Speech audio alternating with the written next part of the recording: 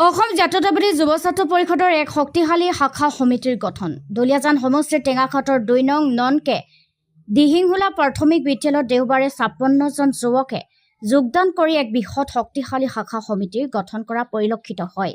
এই অনুষ্ঠানত কেন্দ্ৰীয় কাৰ্যনিৰ্বাহক সদস্য পাৰ্থপ্ৰতিম কোঁৱৰ, টেঙাখাট আঞ্চলিক সমিতিৰ সভাপতি গৌতম বৰুৱা, সম্পাদক নিশান্ত চমুৱা, পুনাকন সন্দিকৈকে ধৰি বহুকেইজন যুৱ নেতা উপস্থিত থাকে।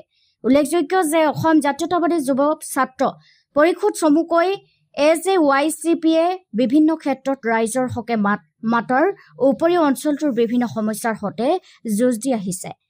সেয়ে উদ্দেশ্য টেঙাখাট অঞ্চলৰ বিভিন্ন প্ৰান্তত চুকে কোণে শাখা সমিতি গঠন কৰাৰ পৰিলক্ষিত হয়।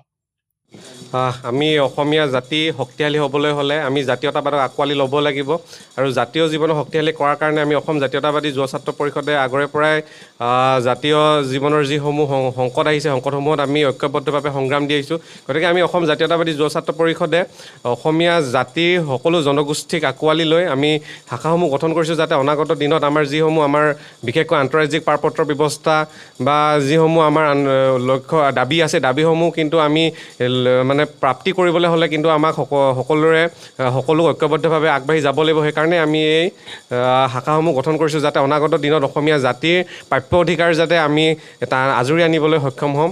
হয়, নিশ্চয়কৈ আজি আমি অসম জাতীয়তাবাদী যুৱ ছাত্ৰ পৰিষদে আমাৰ টেঙাখাট আঞ্চলিক সমিতিৰ উদ্যোগত আৰু আমাৰ 2 নং দিহিংহলাৰ শাখা ৰাইজৰ সহযোগত আমি এখন শাখা গঠন কৰিবলৈ আমি আজি আগবাঢ়ি আহিছিলোঁ আৰু আজি শাখা গঠন হৈ গ'ল। আমি অত্যন্ত সুখী হৈছোঁ যে আমাৰ অসম জাতীয়তাবাদী যুৱ ছাত্ৰ পৰিষদক আমাৰ ৰাইজে আস্থাত লৈছে আৰু বিশ্বাসত লৈছে।